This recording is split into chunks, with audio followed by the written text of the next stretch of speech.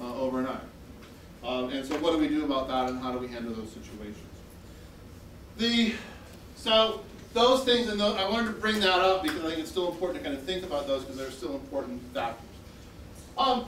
If we look across the country, the darker the color, the greater the share of the workforce in the creative class. I always love this map because it says, look at how creative the North is. And everyone looks at it and they say that can't be right. Something's wrong.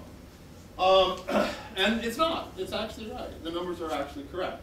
It turns out there is a graduate student at the University of Toronto who's now at the University of Northern Iowa, who had studied the North in Canada, trying to specifically understand the creativity of the North.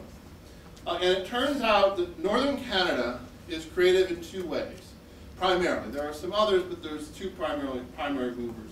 One is government. So turns out, right, government hires a lot of creative workers. There's a large share, the largest kind of, the most creative place in terms of share of the workforce in Ontario is in Ottawa. About 44% of the workforce in Ottawa is creative class. So you see government centers in the North, which are the only places where there are really any significant populations, right, have lots of creative workers, which includes not just, kind of government, but government, medicine, education, right, all those kinds of things, law. Those jobs are all there. They all qualify as creative workers, and so you do have that. So you have an element there of, again, this is percentages, so a large share of the workforce is actually there. But the other thing, the thing that he found a lot of, there actually is also, there are a tremendous amount of crafts going on. Not only among the Aboriginal communities, but among other residents and others who are there. There actually are a lot of craftspeople, a lot of artists, and a lot of people who are actually living off of their work. So there are opportunities there. The thing that I said, the reason that I love this graph so much is because it says, you know what? Look, you don't have to be Toronto. You don't have to be Ottawa to actually be a creative community. Dan's not here right now. I mean, he's been showing up, and Dan Taylor's going to present next month. He can tell you about Prince Edward County. Right? There's no urban core. There's no real center, right? And, I'll pick it an urban core, I guess. But Prince Edward County has become a very creative place. So there's opportunities there, and it can be done. Right? You look and say, no, it can be done. It doesn't, and it's not all about government money or government funding or about people in Yellowknife and Whitehorse and Equala. Right? It's across the whole region. There are interesting things that people are doing. They're finding interesting, creative ways to live and to live where they want to live and to be successful. So it's nice. I also think it's nice to see that. Just the next few slides just go through for Southern Ontario, only for Southern Ontario, but then how much of the workforce in those areas is in each of the groups: creative, service, working, and then farming. So it just kind of shows you where the major clusters are across Southern Ontario in terms of the share of the workforce. So that's creative. Service is pretty spread out, and not a whole lot. It's just somewhat tied to the urban areas, but not entirely. Also, you notice here you got a lot of kind of tourist, right, tourist-related things going on in cottage country. So you see the kind of service there. Here are the working class centers. Not a big surprise, right, for kind of some of what's going on out here. Although Windsor as well, not quite so much anymore. But looking at kind of where they are, and then the agriculture, where that makes up the greatest share of the overall workforce. So again, just to kind of say, they're cool maps, and people love maps. It's nice to look at and kind of see the differences and understand how any given area relates across the various jobs to the rest of the southern, at least the southern part of the province. So the final one, in terms of the map, my last map I promised, is actually just for self-employment. This looks actually at location quotient. So the larger the circle, it just simply means the greater the share of the workforce that is self-employed. Now there is a little bit of a pattern here where larger cities tend to have more self-employed individuals, but that pattern does not hold completely. Like Peterborough, if you notice here, a very large number of the people, or significant proportionally to the people in the workforce in Peterborough are actually self-employed, relative to to the rest of the province. So I like you to look at like Thunder Bay is way more than the Sioux. So again, just a nice way to kind of compare and look at and contrast and understand some of what's going on across the problem. So I said, if urban policy matters so much and you're not urban, what do we do, right? So there really are, as I said, there's three key things, and then if you're good, I'll tell you the secret number 4. I didn't want to put it on the slide, so, but there is secret strategy number 4. Remind me, we'll get there. But there are three kind of key things, and the first I would say is to think big. The second is to look big, and the third is to use a shotgun and not a rifle. So on that one, I did some work in South Dakota, Aberdeen, South Dakota. I have to give them credit for that one. Lots of hunters in Aberdeen.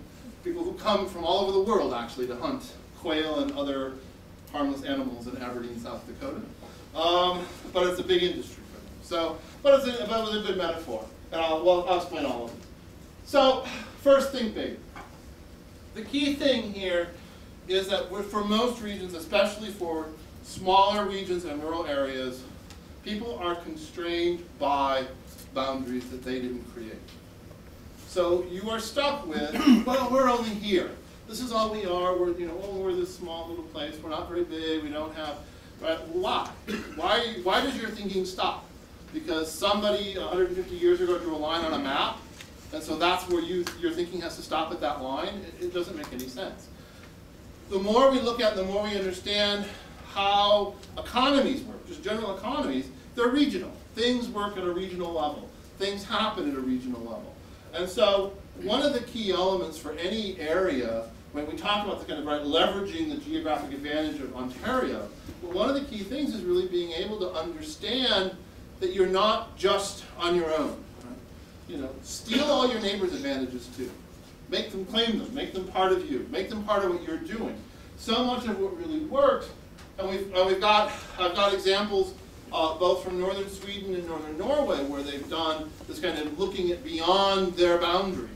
I was in Norway, actually in one of the towns, I can't remember the name of it now, but it actually was associated with Lillehammer when they got the Winter Olympics there, appropriate for this time of year.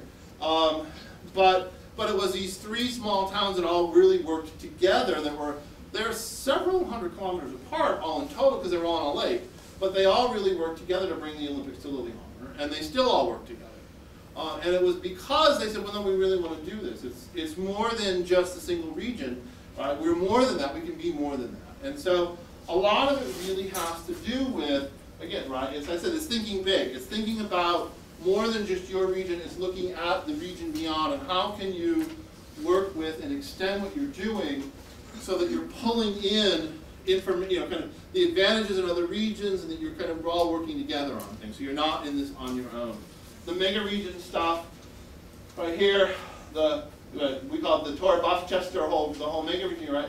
Being pulled in that way, but it's part of this, right? These regions themselves that are driving the economies and what's going on. The second one, right, it says to look big. And the key thing with looking big, I would think, right, is how do you take what you have going on in your region, and again, how do you leverage what your neighbors are doing and the people around you are doing to, as a region, to the outside world, say, you know what, we have something to offer everybody. And this is one of the Prince Edward County example is a good one, because it's one of the things that Dan does really well. Right? Dan says, you know what, no matter what you want for Prince Edward County, we got it. I don't care what you want, we've got that. We want waterfront, we give you waterfront. Oh, you want your own lake, we got a lake. You want condos, we got condos. Right? No matter what it is people are looking for, they have it in Prince Edward County. They might not have it yet, but by the time you move there, Dan will have it taken care of. Right? So, but there's an issue, but it's an important point of being able to say, oh no, we don't do that. No, we really don't have any live theater here, that's down the road. Well, if it's down the road by not very far, you have it, right? So advertise the theater and the live theater or the musical group or the Potter's Guild or whatever it is, it's part of you, right? So the whole idea of collaborating among the regions isn't just about working internally, but also to the outside world. How do we take what we have as a region and show the outside world, yeah, we have